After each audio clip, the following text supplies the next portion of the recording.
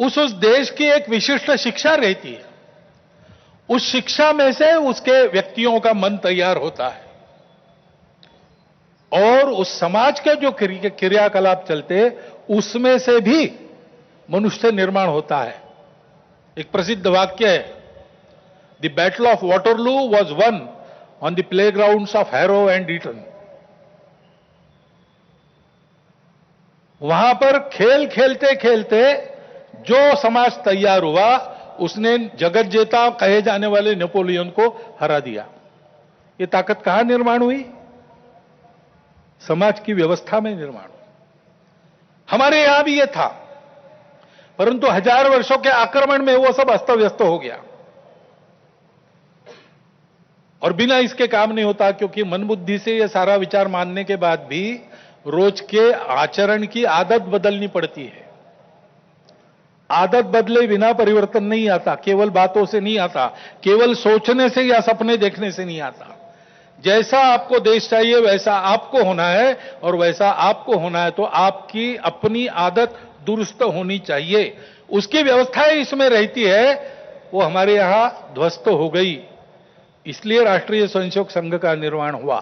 संघ की शाखा ये आदत बदलने का तरीका है, उसकी व्यवस्था है।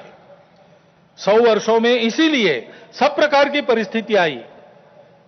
संघ को लालच भी दिखा दी, संघ को राजनीति में आने का आमंत्रण भी मिला, लेकिन संघ ने वो सब नहीं किया। संघ केवल एक ही कार्य में लगा रहा। संघ के स्वयंसेवकों ने हर परिस्थिति में शाखा को नित्य चलाया है। स्वयं सेवक आग्रहपूर्वक शाखा में नित्य जाते, 50 साल से आ रहे फिर भी जाते, क्योंकि आदत की बात है। आदत छूटनी नहीं चाहिए, आदत बननी भी चाहिए और छूटनी भी नहीं चाहिए। शाखा के कार्यक्रमों को मन लगाकर करते हुए व्यक्तिगत सद्गुणों की और सामूहिकता की साधना करना और समाज में क्रियाकलापों में सहभागी होते हुए समाज के सद्गुणों का, सामूहिकता का वातावरण निर्माण करना, इसलिए संघ की शाखा है। उसके कार्यक्रमों में से नित्य और मन लगाकर करने से स्वयं सेवकों में व्यक्तित्व का, कर्तृत्व का, नेतृत्व का, समझदारी का, वैचारिक और व्यावहारिक और भक्ति का, राष्ट्र के प्रति, संघ के प्रति भक्ति का निर्माण होता है। दूसरी बात, किसी भी देश को ऐसा होना है तो समाज में एकता चाहिए। वाक्य बताया,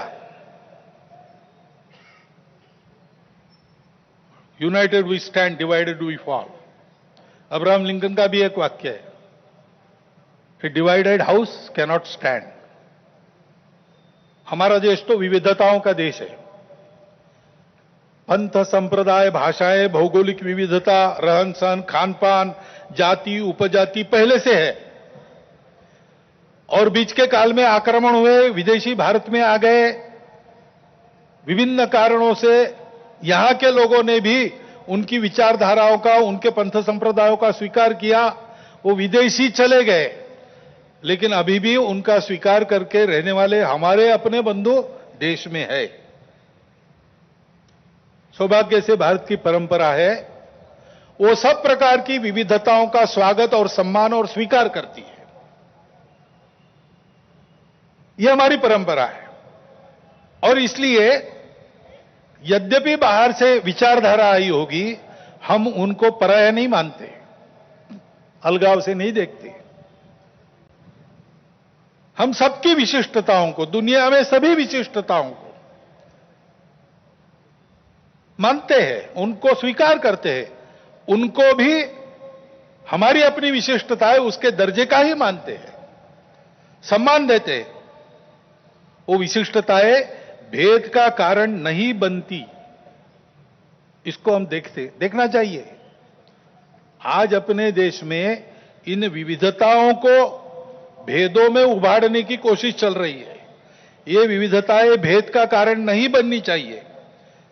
अपनी सब विशिष्टताएं अपने अपनी जगह ठीक भी है, परंतु ये सब होने के बाद भी हम एक बड़े समाज के अंग है। समाज, देश, संस्कृति और राष्ट्र के नाते हम एक ही है, हम अलग नहीं है, हम विविध भी नहीं है। विविधताएं तो भाषा, पंथ, संप्रदाय, खान पान, रीति रिवाज, रहने की जगह इसकी है। और इस एकता के चलते हमारा सबका आपस का व्यवहार सद्भावनापूर्ण और संयमपूर्ण रहना चाहिए। सबकी अपनी अपनी विशिष्टताएं हैं, उनकी श्रद्धाएं हैं, महापुरुष है, पूजा के स्थान है। मन वचन कर्म से आपस में इनकी अवमानना नहीं होनी चाहिए, इसकी चिंता सबने करनी चाहिए। किसी एक ने करने का यह काम नहीं है, उसके प्रबोधन की भी आवश्यकता है। विविधता है और सब लोग साथ में रहते हैं, तो जैसे अनेक बर्तन साथ में रखे तो कहीं ना कहीं आवाज हो ही जाती है। इतने बड़े समाज में इतने सारे लोगों के साथ रहने से कभी कभी कुछ